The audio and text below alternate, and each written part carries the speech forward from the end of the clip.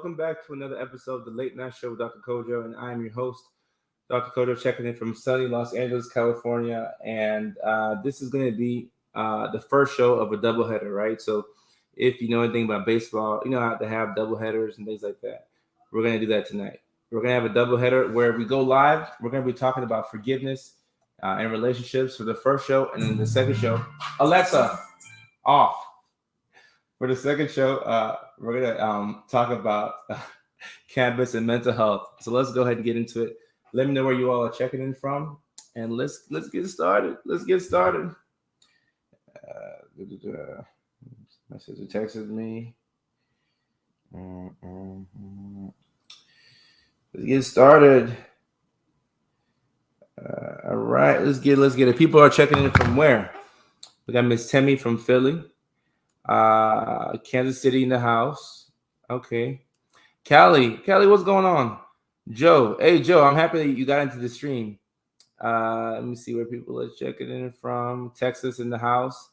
Mrs. Megan, I appreciate you. Kennewick, Washington, New Brunswick, Canada, Alberta, Florida, Cali, okay, the home team, Arkansas, London, Essex, Toronto, shout out to Toronto, Lubbock, San Antonio. My Alexa's all over the place. Alabama, Missouri, Cody, I'm sorry. Sherry's in Chicago, Pittsburgh, Alabama, Central Kentucky, Ontario. So that's like Toronto as well, right? Florida, New York, Salt Lake City. Salt Lake City is one of the most underrated, beautiful places in the world. If y'all have never been, y'all need to go. Augusta, Georgia. Okay. Augusta, Georgia in the house. All right, guys, let's talk about it. So we're talking about forgiveness in relationships and why this is so important, right? This is for the first show. So we're going to go ahead and, you know you all will leave your comments, but let me talk a little bit about why forgiveness is so important, right? So I remember one of the earliest videos I posted here on Facebook. I was talking about forgiveness and why it's important to forgive, right? And I was saying that forgiveness is for you, it's not for the other person. Now, of course, you want to, extend that grace, to that person. But when you forgive, like you're allowing yourself to let that thing go, and you can't reverse what happened, but you're forgiving that person. And now you decide to make an active and intentional effort to keep moving forward. And it's funny because as we're talking about forgiveness, there was a quote from Shaquille O'Neal today that really resonated with me. And as you know, Kobe Bryant is not here. He passed away 2 years ago. And Shaq was talking about, he had a couple of regrets, right? And he was talking about past relationships. He took the blame for his 2 divorces. He said that it was my fault that my first marriage didn't work out. It was my fault that the second marriage didn't work out. He said it was my fault that, when he was in Orlando playing like Penny Hardaway, that relationship didn't work out. And he took, the blame for how things went with Kobe in LA. But, it's not all Shaq's fault, right? But when you forgive other people, you have to also remember to forgive yourself. That's something that I want to harp on here. It's important to forgive yourself within that relationship, right? Because sometimes you'll have regret, and that's like the thing that you don't want. And of course, sometimes, like, I'm not sure what the context Shaq was talking about it, because I saw like a clip of the podcast, and I can't play the podcast here because I don't want to violate the, you can't use people's content without permission. But I'm pretty sure he was talking about, I'm sorry that I didn't do these things in the relationship. But you have to understand that people are going to make mistakes, right? You are going to make mistakes, and you have to give yourself space to forgive yourself. And this is hard. Like, even I, struggle with this, right? And I mean, I say even I, like, I'm supposed to be good at it, but I'm just a regular human being, right? And I struggle with it as well. So to learn to forgive ourselves, forgive other people, and give ourselves that space, because you don't want to be regretting something or have resentment towards an individual, right? So it's important you have to be kind to yourself. I talk about that all the time here on this page, and I do my best to let that be shown in the clips and in the videos that I post. But you have to be kind to yourself, and keep in mind that, take Shaq, for example, right? You're 26, 27, you move to LA, you sign a $100 million contract with the Lakers, and you're the man, right? You feel like you're Magic Johnson in the 80s, right? And he's married. Of course, you're going to make mistakes, right? You're going to make mistakes because you're a normal human being. So you can't hold yourself to this superhuman status, right? You're gonna make mistakes. So you have to allow yourself to make those mistakes. But you should not use like your money or your fame or whatever as an excuse to say, I feel like cheating today, or I feel like not being there for my kids. And I'm not saying that that's what Shaq was doing, but when you look back at, the version of yourself that, you were, and you're like, why did I do this? Why did I do that? You have to understand that sometimes that might be the version of yourself that you created to like push past all the trauma that you had as a kid, and all the defense mechanisms and the coping skills that you picked up. So you have to extend some grace to yourself. So that's my little rant before we get into the comment section. But that's what I want to say. And that's something that I make an intentional effort to remind myself of each and every day. Let me say, how do you forgive someone without an apology? So you can actually, great question right here. You can actually forgive somebody without ever saying a word to them, right? It could be somebody who did you wrong.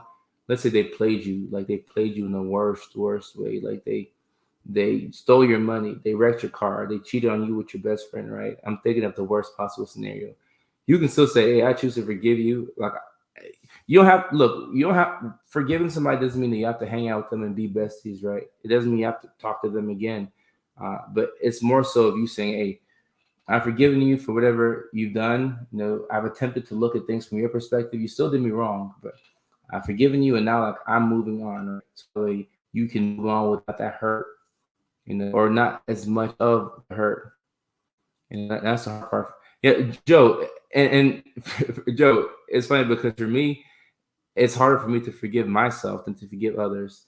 And I think a lot of people might be that way, right? Like to forgive other people because like they tell you, oh, forgive others, be nice to others, but you never think about doing it for yourself, right? Forgiving versus repressing. So, Sarah, when you forgive, I don't want you to think that forgiveness is like synonymous with repressing certain things. Like forgiveness is for you.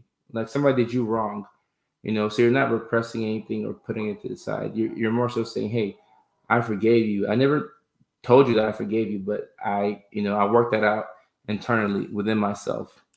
How you forgive betrayal? The same way you forgive somebody who did something on a small scale to you, right? And keep in mind, you may not have to, like you can still forgive somebody and still decide to cut ties with them. But it's the same way you forgive betrayal, the same way you forgive anything.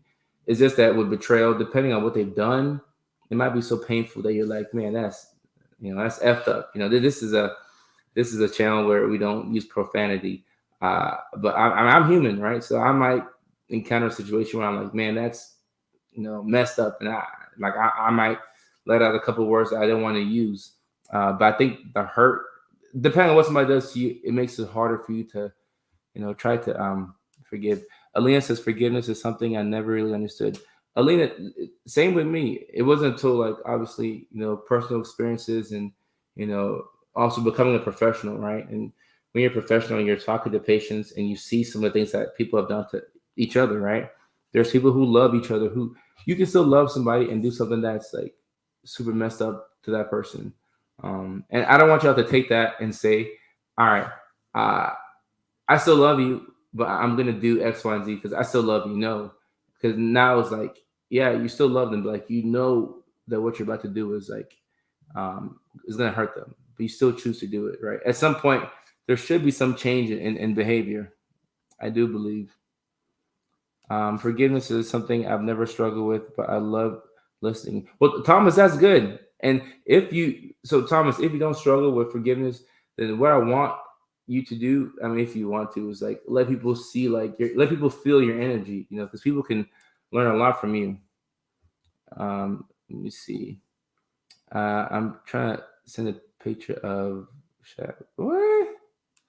I kind of forgive my ex, but I had to learn to forgive myself for not knowing, not stopping, and preventing the hurt from being cheated on, which has helped me more than anything else. All right, Katie. So look, Katie, if that's how you process things, hey, like who's to say that there's a wrong or a right?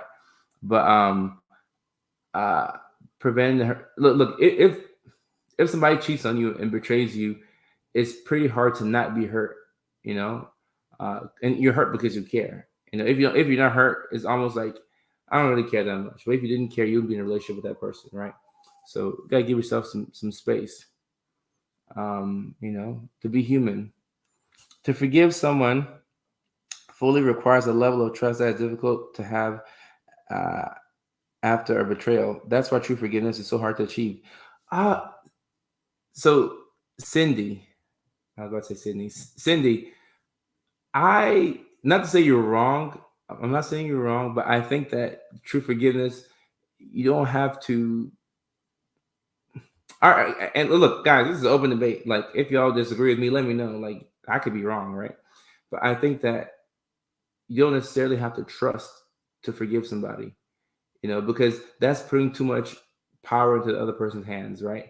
To trust somebody, you have to you trust that person with your kid, with your dog, with your emotions. Like, you're invested into that person. You don't have to be invest. You can forgive on your own, and you're doing it for yourself. You know, but I mean, hey, if y'all do not agree with me, let me know. My husband betrayed my trust, and now I want a separation. There's nothing wrong with wanting a separation. Like, if that's what you want, for what whatever people want, you should still go ahead and do that if that's what you truly want. But you can still the forgiveness is for yourself. It's for your peace of mind. It's for your mental health. Um, Marty, I completely agree. I completely agree. Um, Joe says, I give one. After that, I will never trust him again. And you know what, Joe? You know what? I think depending on how close you are with somebody, this could be a good way to put boundaries up, right? I think if you're in a long-term partnership, right, whether it's a work relationship, intimate relationship, or marriage, if you've been with somebody for a long time and you enjoy their presence in your life, people might be more lenient. You might forgive more, but then you also open yourself up to being played more, right? But that's where you have to put the boundaries in. And I think that within every good relationship, uh, whether it's a work relationship, intimate relationship, within every good relationship, both people should be willing to leave. Not that you should leave, but you should be willing to leave, if that makes sense. I hope that makes sense. I hope that makes sense. How to forgive yourself from bad past mistakes that affect other people? So Staysha, that's a nice name.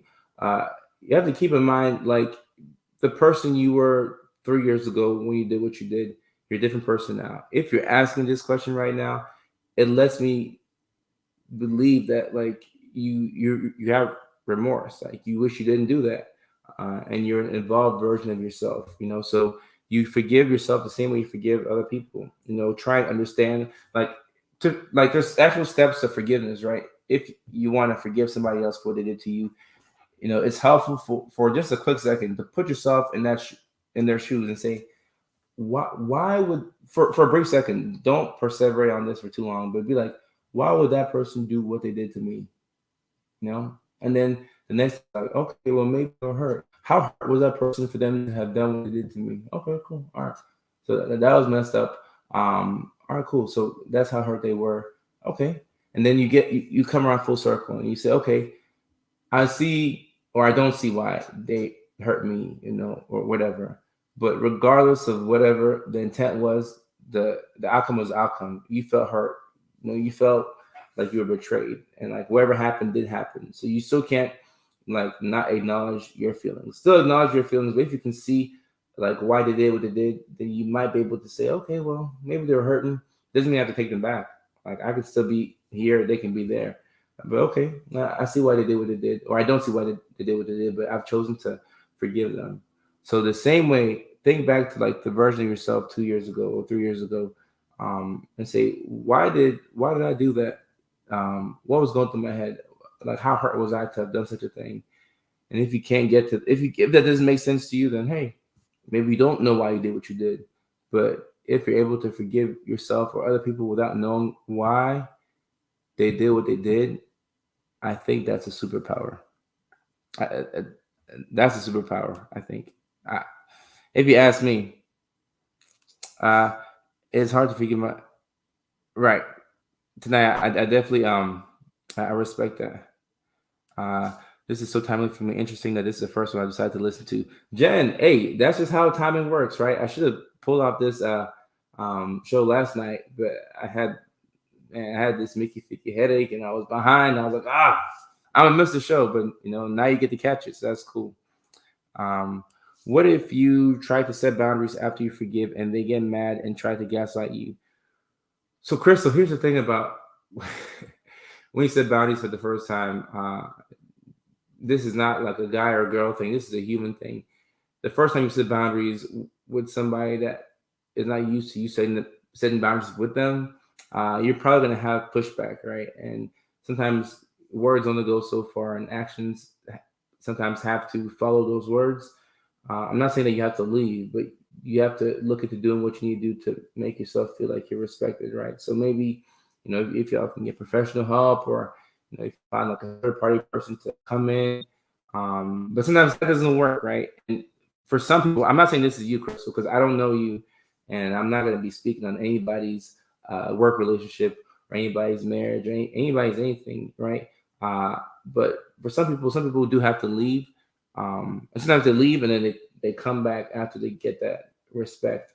So respect should be like in between every good relationship. What if you can't forgive them, but you don't want to leave them either? Any advice on that? Ooh, Maricela, good question. Y'all hit me with some good questions. I love when y'all get some good questions because it makes me think. So thank you for this question. You can't forgive them, but you don't want to leave them either. Then you're gonna be stuck in this mental fog / purgatory where you're not making any progress, right? Like you might have been with somebody for 5 years, right? But something happened in year two. You never really forgave them. So like y'all didn't really enjoy years 2 through 5. So you can still stay with that person without forgiving them, but it's always like at the back of your mind, right? It's taking up mental real estate. And sometimes it takes months, weeks, years to forgive. It's a pretty difficult process, right? But the closer you get to it, I think the closer you get to your relationship getting a little bit better. I'm not saying that it's not good now, right? But the more progress you can make with that, I think you're doing yourself a big favor. Um, how can I forgive a narcissist, or should I just leave? So here's the thing with a person who is a narcissist, right? Let's say textbook narcissist. It might be hard to do anything when you're in close proximity with that person, right? Now you can be in the same house as somebody and not be in close proximity. Maybe you've distanced yourself from it, but sometimes, and not to say that not like people you can have, you can be a narcissist, right? But according to the textbook, right, DSM-5, you're a narcissist, but you can still make improvements and want to like get better, and I do want to speak about that more in my content. And I made a comedy video about flirting with a narcissist, and people took it the wrong way. It was just supposed to be a funny video. People were saying something like, you're making fun. I'm like, oh, that's never my intention. I'm trying to let people talk more about it and bring awareness to it. But sometimes you have to set boundaries, and sometimes the best thing you can do for a narcissist is to set boundaries with them, and then once they come back and abide within those boundaries, like y'all can have a great relationship. Actually, our hope is not gone. So just keep that in mind. Because look, I will never get on here. I've said this before in the past, but I'll never get on here and tell people, "Oh, leave your wife, leave your husband." That no, because sometimes it could be a misunderstanding. Maybe sometimes you have to leave, right? And that's cool, right? But it could be a misunderstanding, right? And I would hate for somebody to be like, all right, I'm gonna leave so and so, but y'all didn't want to leave each other, right? Maybe y'all could have worked out things, and maybe y'all wanted to be with each other, right? So I think, for people who are like, leave him, sis, or guys who are like, hey, leave her, or forget the guy girl, whatever relationship, same sex, however people identify. People are just people, right? I think sometimes we get too caught up with guys and girls. People are just people, straight up. So if you give somebody this if you give somebody like an environment to run game on you and manipulate you, they probably will. It's just a people thing, right? It's a human thing. So I think setting those boundaries is important. But if you can work out a relationship that you really want to work out, if you can stay at a job that you really want to stay at, maybe you don't have to jump ship, right? Maybe you can spend your free time in the break room looking at other jobs on LinkedIn, right? But maybe you don't want to actually leave your job, right? So it definitely does uh, depend. Can't heal. Yeah, Nina, it's pretty tough to heal, and yeah, yeah. I gotta give you a love the show.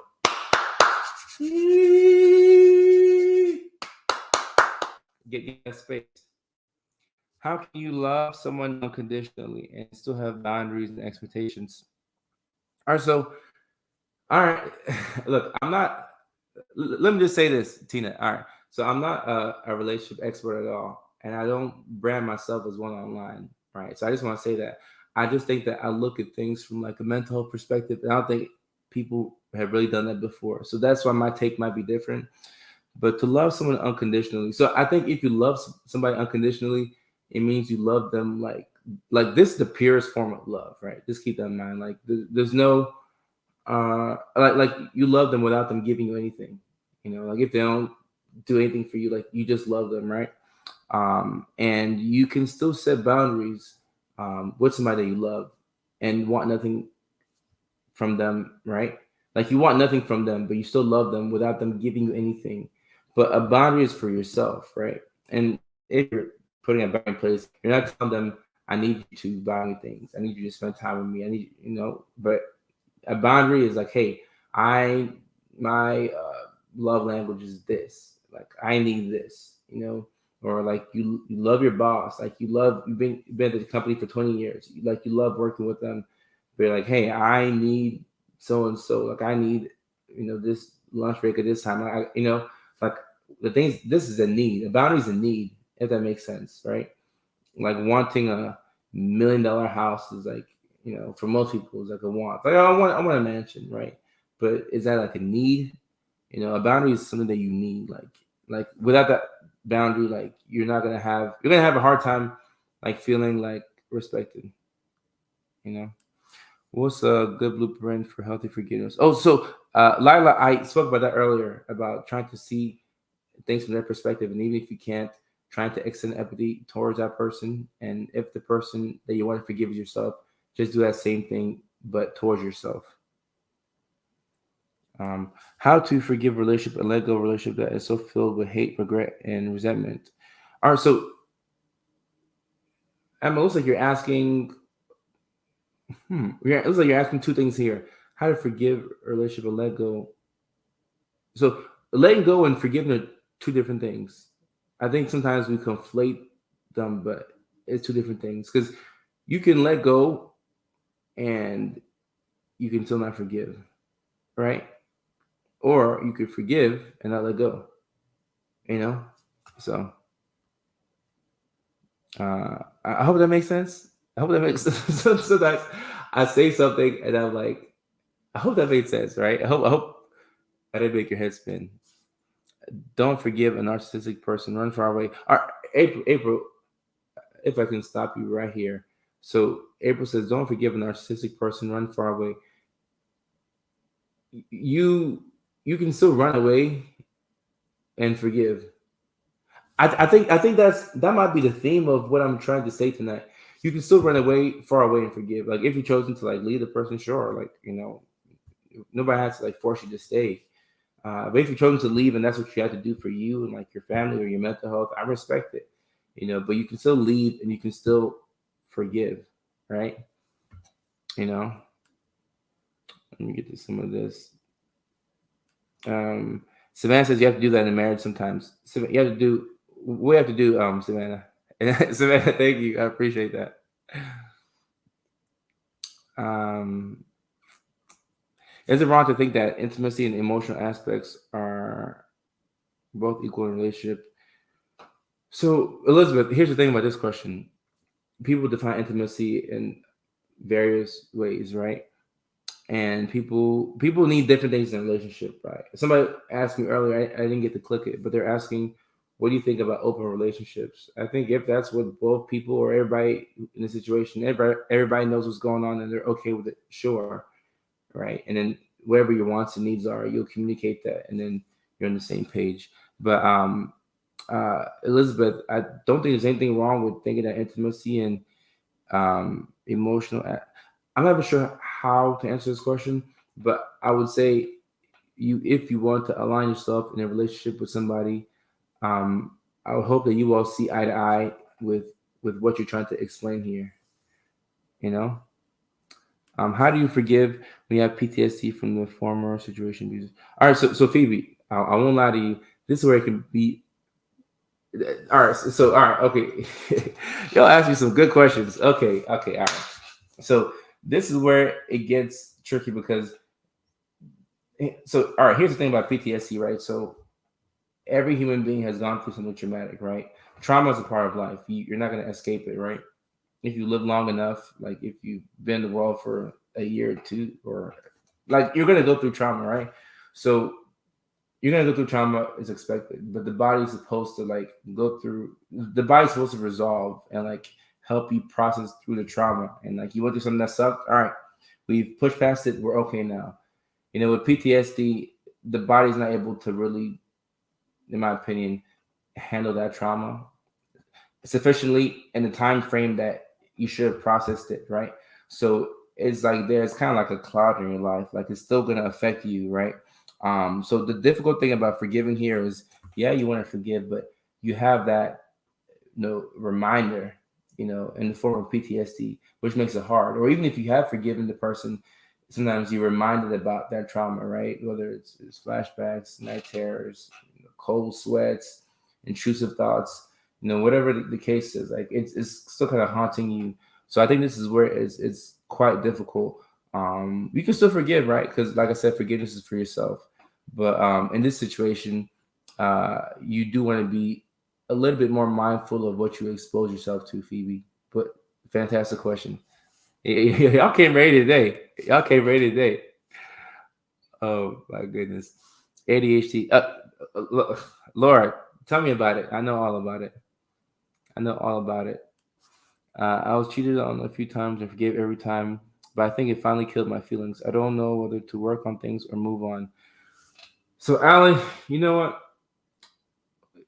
I'm a positive person, and I'll always be a positive person, but I don't want to get on the internet and be lying to y'all, right? So, Ali, you could be a great person, right? And I know you are, you could be a great person, and you could have gone through all this trauma and heartbreak, and you could meet somebody, right? You could meet somebody who, let's say you marry them or you enter into a long-term partnership. They could be faithful for 10 years, right? And then they cheat on you, right? At that point, what are you going to do, right? Now, I'm just asking you hypothetically. So much people cheat on you, you forgave them every time. You say it killed your feelings, and then you finally found like the one, like the person who's like, all right, this is my person. After 10 years, they cheated on you. What do we do at that point? It's a rhetorical question. I'm just asking you because you can't control another person's actions. You can never control another person's actions. And when you realize that, it's sort of liberating, right? You can only do the best that you can do to take care of yourself.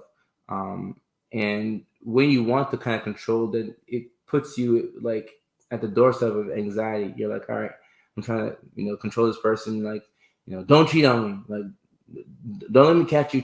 Like it's tough to do that. Like you don't even want to do that to yourself, right?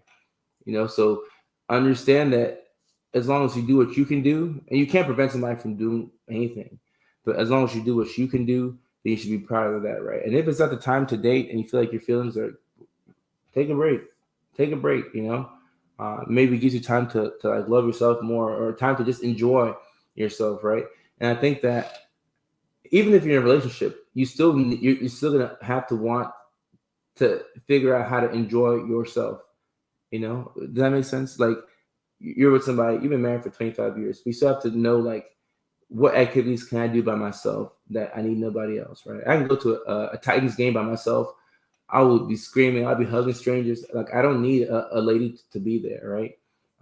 Even with a movie, like it'd be nice watching a movie. I hate watching movies anyway, but like I'd rather watch a movie like with a nice pretty lady, right? But I can watch movies by myself, right? So not that you shouldn't want somebody else there, but you don't want to be dependent on that person for your happiness, right? So when you let go of those expectations, Ali, I think you can I think you can have like a surge of like not happiness but contentment, right? Because happiness comes and goes, right? Like you're happy one day, next day you're sad, and you're happy for a week, and then something happens, you're I'm sad, now I'm happy again. But like when you have this like level of contentment, like you're just kind of like at peace, like you're just chilling, like I just want you to chill and just enjoy life. I don't know why I spent so much time on that, but maybe hopefully it helped. Hopefully it helped. My, ooh, my ex. Oh, Mickey Ficky. This is a safe space. Everybody, let's. Yeah, Captain, I agree. And look, this is how we should live our lives, right? You know, just be kind to people. Like I'm in an environment where everybody's kind, and every now and then I might do something that makes me look like a jerk, right? But then the people around me like, hey, Kojo, chill out, like that wasn't necessary, and I'm like, damn, like, I shouldn't have done that. But for the most part, being kind takes you a long way, right? It takes you a long, long, long way. Um, look, being cheated on, it definitely does suck, But I think another thing that I don't want to say is just as bad, but something that could also suck is living in fear that somebody will cheat on you. That's no way to live. Like I wish people knew that. Like that's not how things should work. Like that's stripping you of the present moment. Like I think they're gonna cheat on me, or like I don't know. Like I'm telling you that they might could do that. That's not what you want to hear. But once again, I said I'm not gonna lie to y'all. I hope that they won't. And if y'all have a good relationship where y'all are communicating and all that stuff, it's good. They probably won't. But I'm saying that you just can't control a human being, right? So I want y'all to keep that in mind. And oh man, this is a good topic. This is a good topic. I'm loving this. But we do have that second show coming up where we're talking about marijuana and 420 and mental health. But before, we have to do the water break. So I need somebody here to drop that magic word. And I'll give y'all about a minute or so to get y'all water. And I'll continue to answer questions. Y'all are ready. Y'all are ready. Let me pause real quick. And yeah, y'all just keep in mind. I'm just gonna be honest with y'all. I haven't really moderated this chat, like all that well. I'm still figuring out that process. So yeah, just be mindful of what y'all say to each other, and yeah. Let me see. I gotta figure out how to do moderators, right? But yeah, just be kind to each other. Oh, we got the cheers, y'all. Cheers, the magic word. Cheers. And if you missed this one, we got another one coming up later.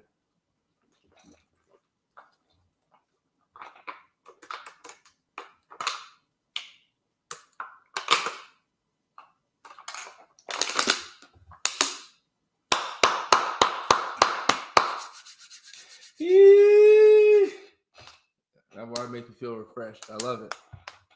That's awesome. That's awesome. What's about to say? Water break. Water break. Cheers. Cheers. Sarah, yeah, this is a good topic. This is a really good topic. Oh, excuse me. Let me make it figgy. I'm just literally drained from forgiving so much. Michelle, I feel like if I don't say you're doing it wrong, but there could be a better way to go about forgiving, right?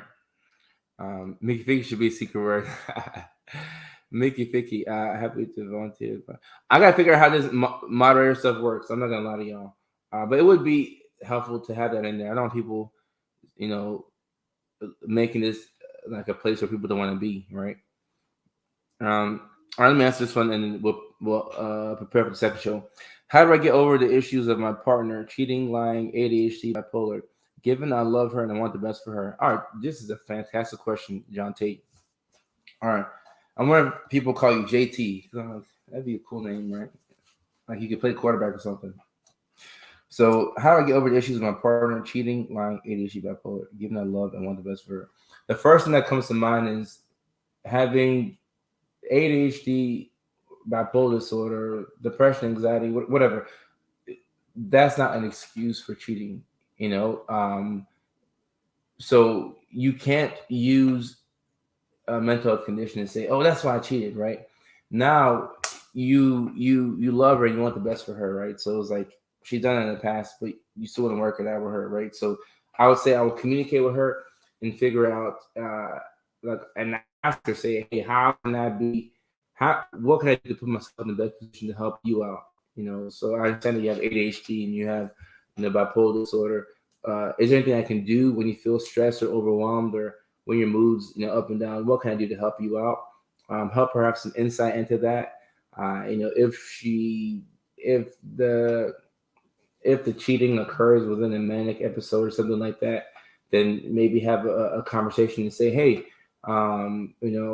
when I'm starting to get manic, this is what it looks like. I start to do this, I start to do that, and then I go 3-4 days I haven't slept at all, or whatever the case is, and try and be as preemptive as possible, right? And figure out a plan like, all right, this is how I can help you out before things get to that point where you're making decisions that aren't in the best interest of herself and you all, as a combined unit.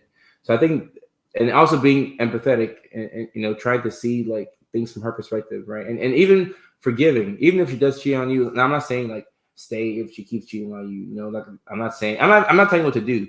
All I'm telling you to look into is to at least be mindful of how her mental health impacts the relationship. But you still have to set boundaries, because if you don't do that, then you're not going to feel respected.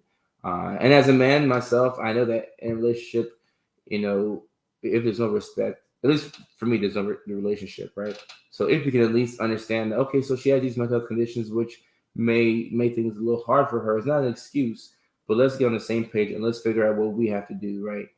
At the very least, she can communicate, and you all can communicate and figure out what's the best for y'all, right? Maybe she's working night shift, you're working day shift. It probably will have to be an individualized plan, for you all.